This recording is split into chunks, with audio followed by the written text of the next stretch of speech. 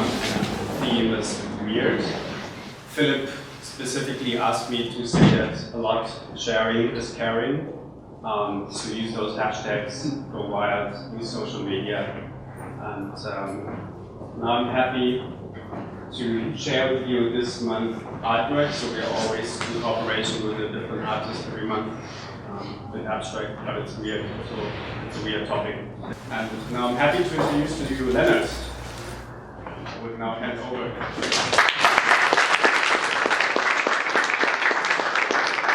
So we're going to talk about weird today. First of all, thank you for CreativeMornings for having me. Thank you for designing to host us. My name is Lennard Hulsbos. I'm a strategic design lead here in Munich.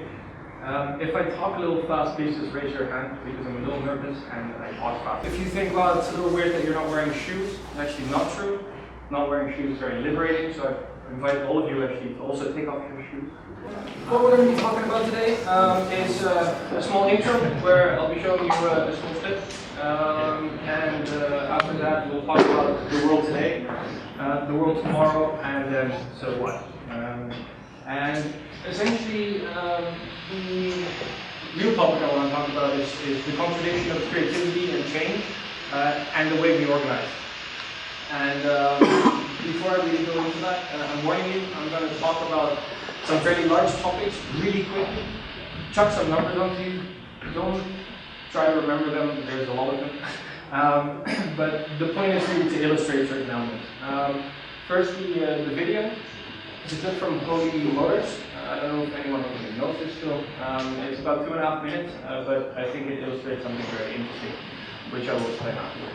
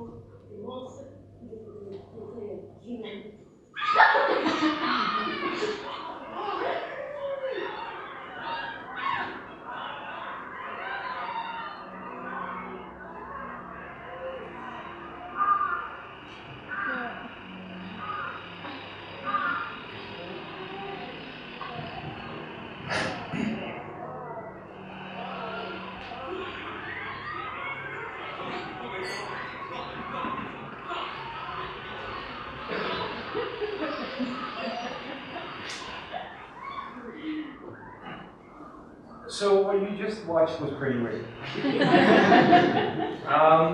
But when you think about it and take 2 steps back, what you could also argue is that this is a process of production, interrupted by some sort of, let's say, unreasonable component. And the leader of this particular production actually shift modes. He went from beautiful to so weird to give me a different camera, get the guy involved, and let's run with it.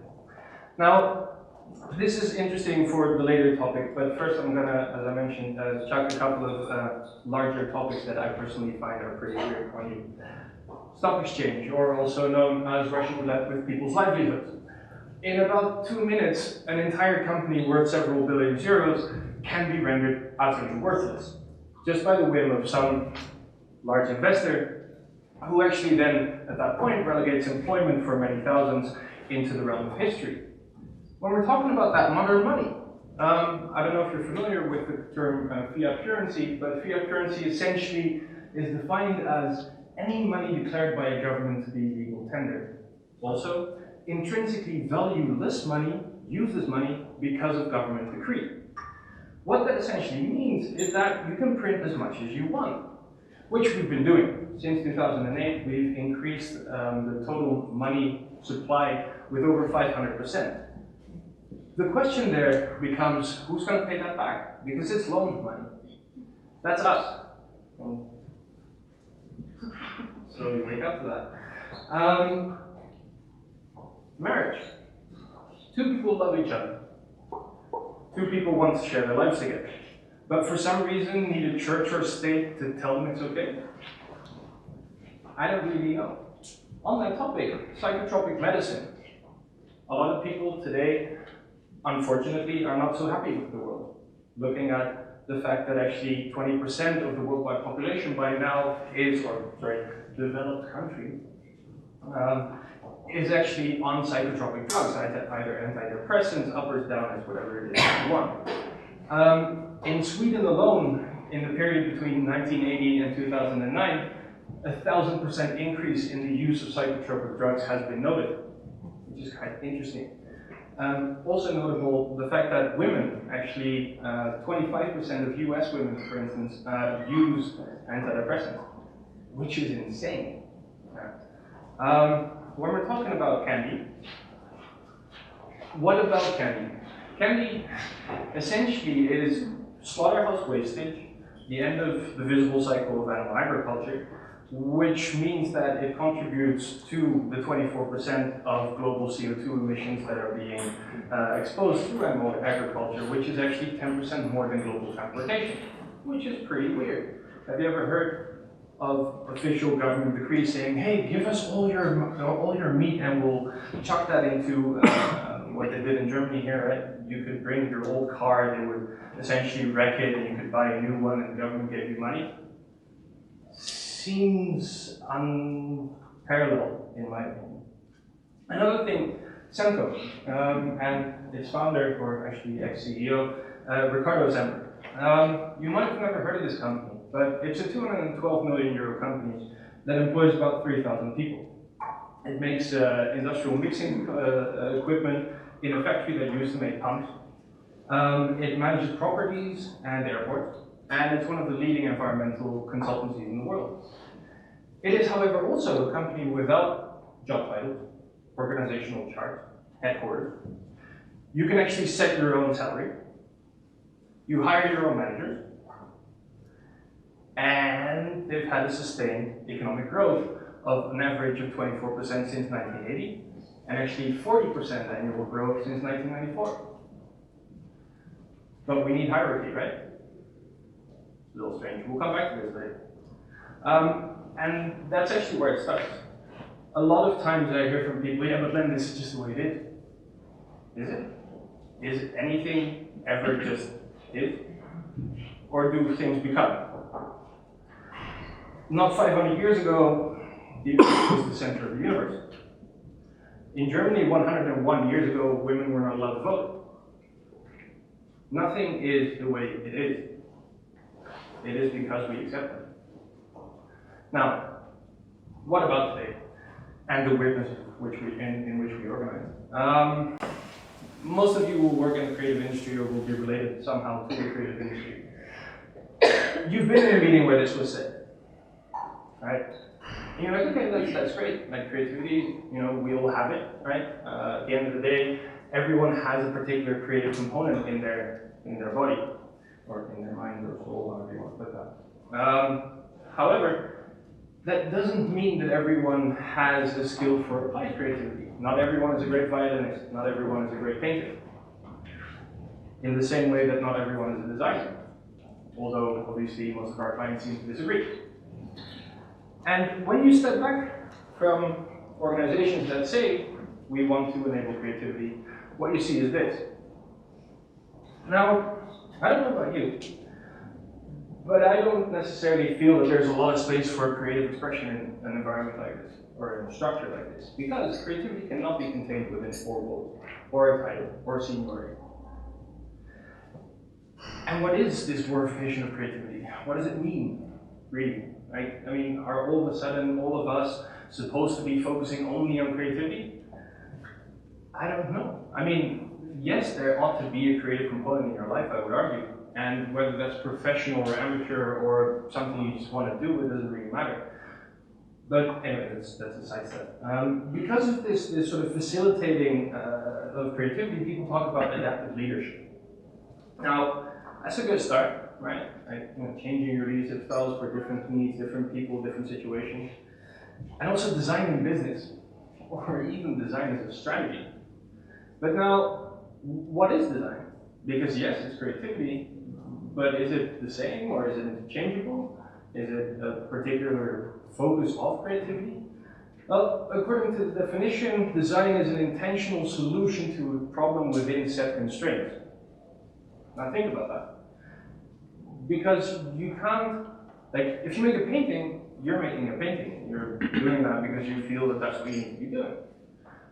But to intentionally come up with a solution to a problem within a set of constraints, you need to ask yourself questions. Why? What? So as designers, I think we need to ask ourselves the question, what is the problem with today's business? Now I would argue that the key issue, or actually one of the 2 key issues, is the inability to change as fast as the environment does. Now, why am I saying that? Because this is the development of essentially human communications technology. Human speech was invented, if you will, or let's say came into being about 100,000 years ago. It took 97,000 years to come up with writing. Now, for us, I mean, you know, in countries where we're looking at a literacy of around 99 point something %, this seems okay. But 97,000 years is a long time. It took another 5,000 years before the Gutenberg press came, which arguably ushered in the age of spreading knowledge amongst normal people, if you will. Before that, knowledge was very much sequestered into, essentially, research. Now, the second problem, there was actually an additional point. So if you look at the human speech and the human writing, 97,000 years, if you then look at social media and cognitive computing, which took 16 years, what we see is essentially a spiral that goes back, right? Nobody knows what's going to happen in 5 years. No matter how much they tell you they do, there's 2 possibilities. Either they're full of shit, or they're clairvoyant. Now, what's the other problem? The other problem is the ability to make people feel that their work has actual impact, or makes sense in the first place. Remember that psychotropic drugs thing I was talking about? 20% of people needing to take medicines to cope with life? Maybe something like that? So business is transforming. Well, that's right. But how can an organization change if the organization itself does not change? Right? Now, let's park that question for a bit, and we'll come back to that later. And let's talk about tomorrow. And please keep in mind that nothing is the way it is. And I really hope that's true, because we're in need of some serious solutions. Socially, environmentally, economically, and globally. And I might argue that the current forms of organization that we have are actually either directly causing the issues that we have, or are indirectly part of it. Whether it's the government trying to balance their weapons export versus the amount of refugees that we take in, like Ms. Merkel likes to do and talk on television about how humanistic Germany has become. But at the same point, having a 30+ GDP addition on weapons trade, or directly or indirectly, is something we need to think about. The creation of money without thinking about the future generation. Who's going to pay back his debt? Or for that matter, your clients asking to change and transform, right? Because without changing the foundation of what we're doing, we're not going to change anything of substance. Because if you're honest, when you look around you in organizations, this is what happens.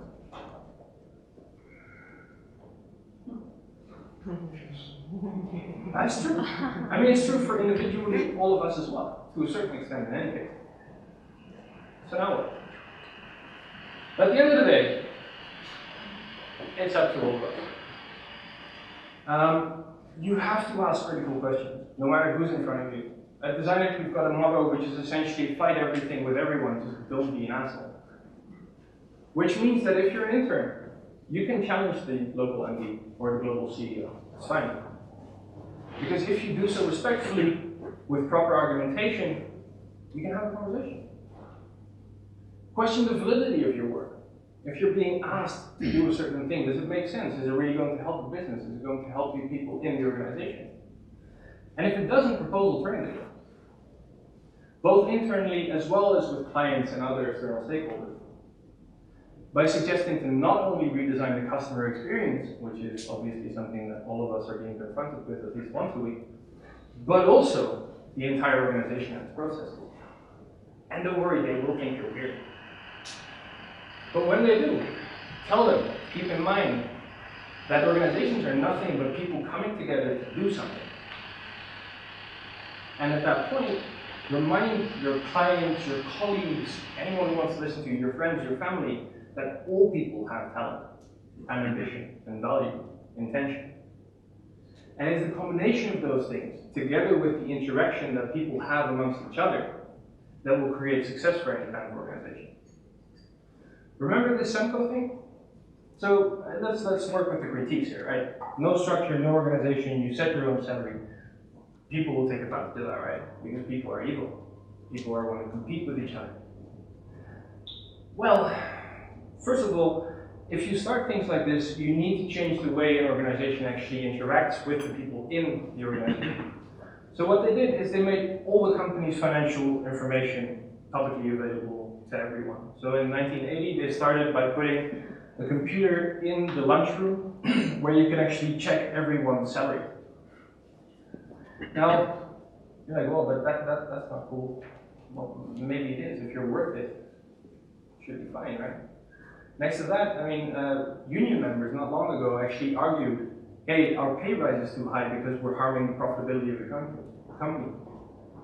Which is something that if you listen to the mainstream media, will never happen, right? Because unions are always pressing against capitalism. They are the evil force against capitalism. I don't know. Apparently not so much. Next to that, in Semco, you reapply for your job every 6 months. Managers are hired by their team. And if you suck, you're kicked out. So, looking at these kind of things, what you see sort of emerge is a shared responsibility, is values of transparency, collaboration, which, if we go back to this creativity thing, is something we probably want to talk about. Because this is really what we need today. Every single human has their contribution to a process. It just might be that it's different in different situations. And we need to really ask ourselves, hey, is the title that I'm given, does this really express who I am? Does this allow me to be doing the best work I've ever done? And also, does it do the same thing for my team? Non-violent communication. There is an entire body of work around it. How can you include people in your communication as opposed to exclude? And if you're like, oh yeah, but that's one example, I know it's not. Because the Mondragon's Workers Collective is the largest company in the Basque Land in Spain. They employed 75,000 people in 257 different companies. And the interesting thing is, most of the people working there actually own the company. Right? They essentially have, they work in finance, industry, retail, knowledge, and the interesting thing is that essentially with this humanist concept of business and the philosophy of participation, they are one of the strongest, financially strongest companies in Spain, which, as we all know, does not exactly have the strongest economy worldwide at the moment. But also in nature, ants, bees, and even trees, some say.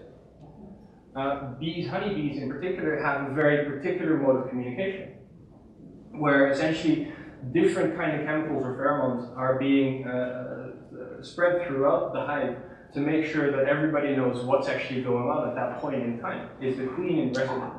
Does she need to be fed? Are there new eggs coming up? Do we need more honey? Do we need harder work?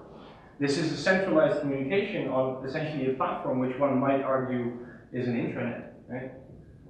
So whenever people tell you about an issue, please try to remember the larger context and the structures in which, structures and processes in which it functions. Especially if they seem hopeless, because there's probably something wrong with them at that point. And sometimes if all of this weirdness is fucking with your head, remember that those with a why can deal with any how. And I would argue we have many whys to change. Thank you for your time, and enjoy it.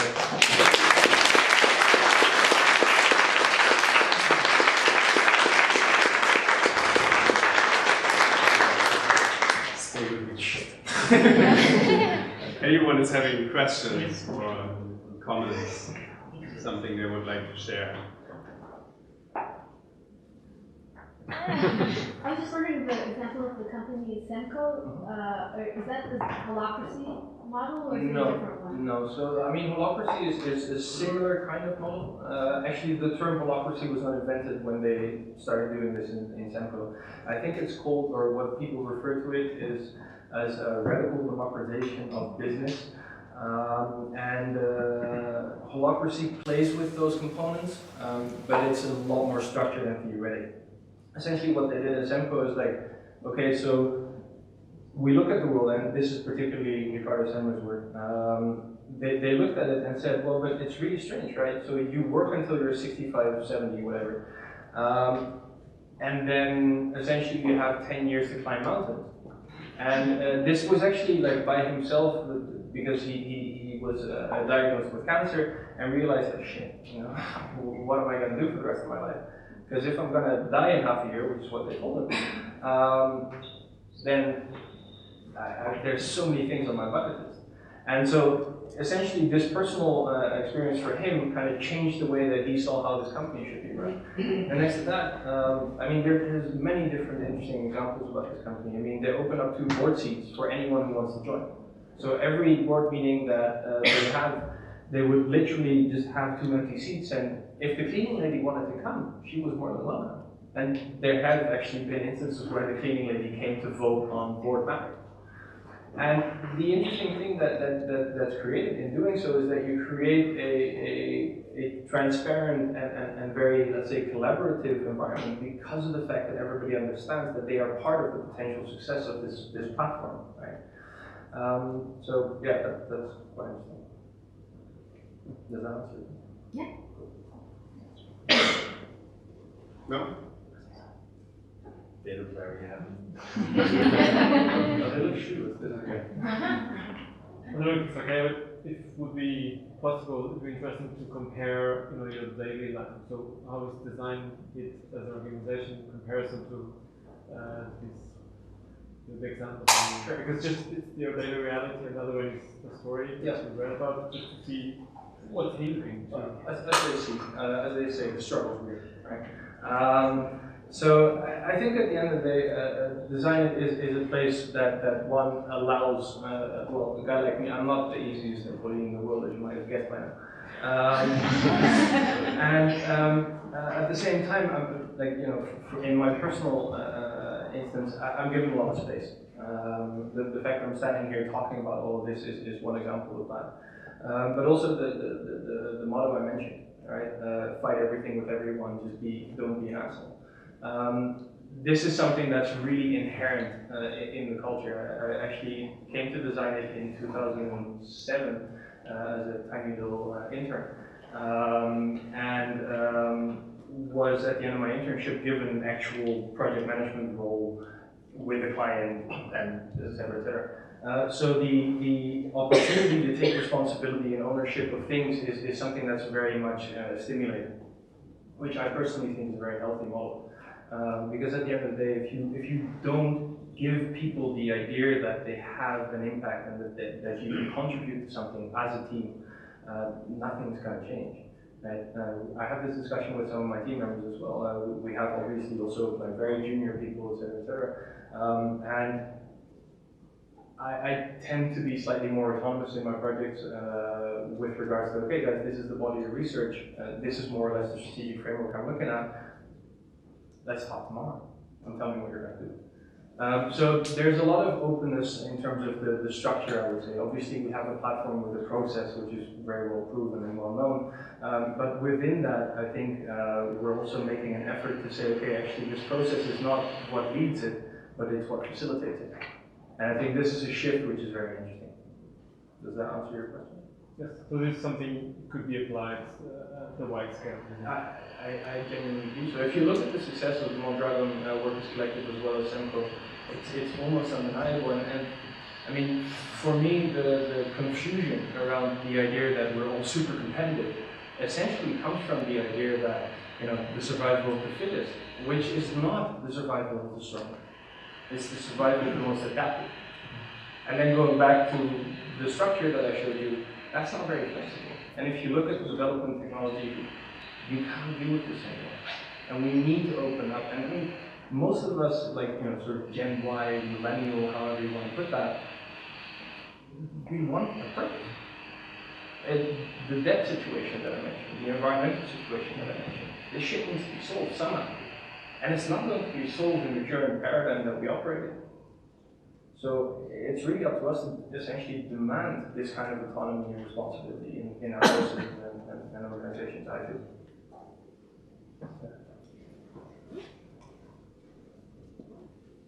So finally, so is this part of, have clients approached you at all about looking at organizational process design and changing how they run their business?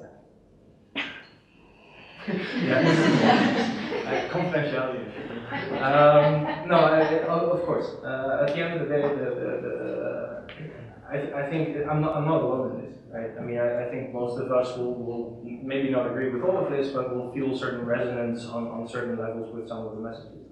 And also in client organizations, people are tired of politics. Right? And politics do not contribute shit, and they start thinking about, okay, but actually, you know, yes, there is opportunity to do things differently. So you get, all of a sudden you get ING, for instance. I don't know, like if you Google this, ING Agile has completely shifted away in headquarters in the Netherlands. They've completely shifted away from the hierarchical structure. They now work in, as they call it, an agile way, where essentially you have workflows and people with skill sets that are being combined on particular themes and projects. Mm-hmm. So this is very much happening. The question now becomes, okay, but how do we deal with the responsibility? Who is actually saying this? Is there still, like, you know, some dude in a suit or lady in a suit upstairs telling us what to do and how to do that? Or are we willing to actually take responsibility, put in the effort, and own it, if you will? Again, thank you very much.